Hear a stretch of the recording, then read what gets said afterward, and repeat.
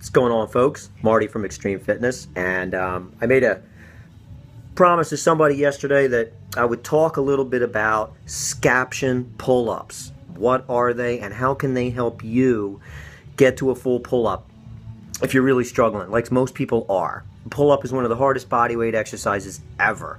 It's definitely hard to do the right way in order to protect the integrity and the safety of the shoulder joint.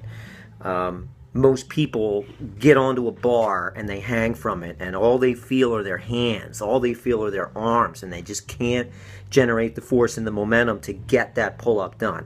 And it really comes from learning about Scaption and figuring out how to get the shoulder blades to engage the lats so that the rest of the musculature can jump in, and all of a sudden, wow, look, I'm doing pull-ups. Because they are the #1 shoulder wrecker, clearly, these days. I mean, overhead presses and repetitive movements are always going to be destructive to shoulders because of bad joint alignment and things. But pull-ups in general are such a decompressive force on the shoulder, especially butterfly or kipping pull-ups, which are so aggressive on the joint. Most folks don't have the type of connection, proprioceptive connection, to all of those muscles to be sure that that humerus head is staying seated in the glenoid cavity like it's supposed to be. And you suffer a slap lesion a lot of times. So, you know, the head of the upper arm bone fits into a rounded socket. That's your shoulder blade. The socket is called the glenoid. Surrounding the outside edge of the glenoid is a rim of really strong fibrous tissue called the labrum. And that is like a rubber gasket, like an O-ring. The socket of the shoulder is very shallow. So the arm bone doesn't really have a deep seat in there. The labrum adds a little bit more depth and helps to suction cup that sucker in there a little bit. So the labrum helps to deepen the socket and stabilize that shoulder joint. And it also adds as an attachment to some tendons like the bicep tendon. The bicep tendon becomes the top of the labrum, which holds that whole thing into place. So let's talk for a second about what a slap lesion is and go from there.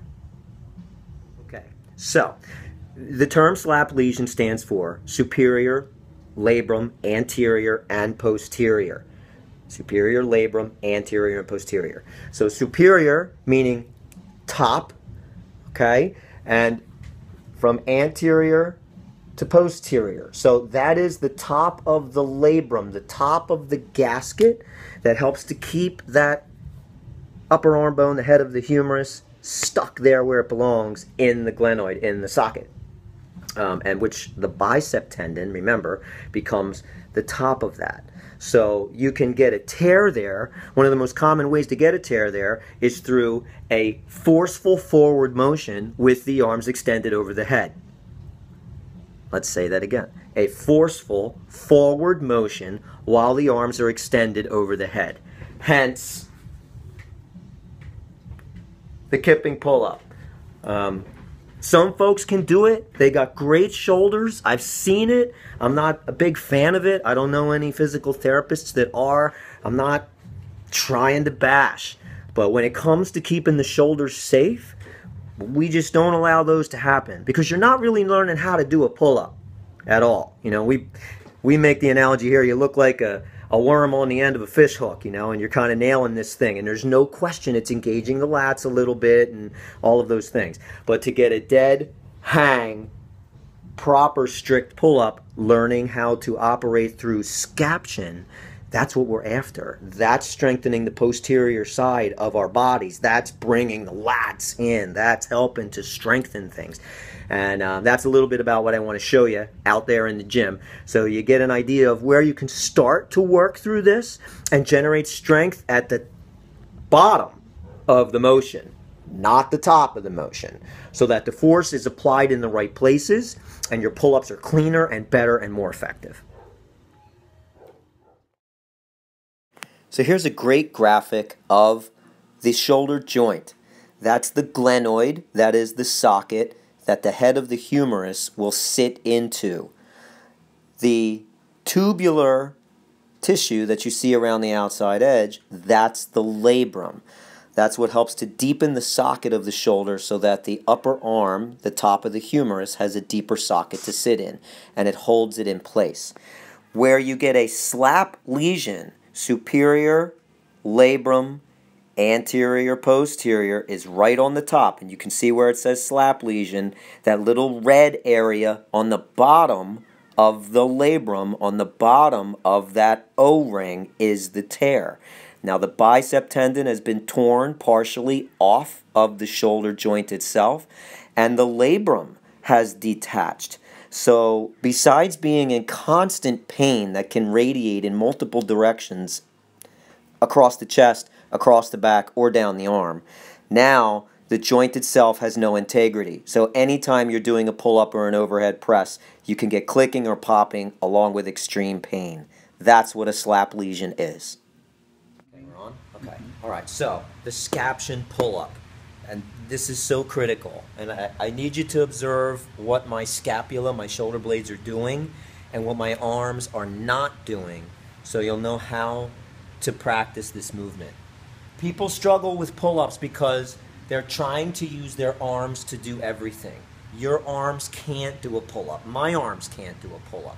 The pull-up is about the lats, the big muscle along the side. That's what we're trying to get. So if you don't know how to engage them, the pull-up's going to be elusive forever, and you're going to be stuck working in bands. And I'm not bashing bands. We use bands all the time in here. And the band is going to make the pull-up happen. But it's not teaching the proper mechanics, especially in a group setting. If you got 10 people on a rig, and they're all doing pull-ups with bands, there's no way you're able to address that motion. So from a one-on-one perspective, this is how we teach it. So what happens almost all the time when you get involved in the pull-up? You take your feet off the ground, and what happens?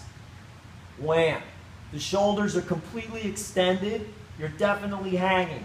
But because most people don't understand how to use the lats, they're bending them elbows and they just feel like they weigh 1,000 pounds, and they do. There's no way your biceps are going to pull this up. So, Scaption is, from an extended position, without bending your elbows, being able to retract and set the shoulder blades. Now they are protracted. Now they are retracted. Now look where my elbows just went. They went from all the way up there past my ears to all the way down, pretty much below my ears. That's half the pull-up. It's done, and you use the lats. So, when you're in the overhand grip and you let that shoulder expand and you're hanging out, to do Scaption, you're going to pull through and relax. Set and relax. Set and relax. You can drive straight through. There they're set. There they are expanded. There they're set. There they are expanded. From the set position, you're in a much better position to clean through the pull-up. And you've engaged the lats, you've stabilized the scapula, you've put everything in the right place to do the motion correctly. So if I do this from the front, you can begin to expand on that Scaption pull-up and bring your chest closer to the bar. So if you are at full extension, now you put a little bit more pressure on that lift.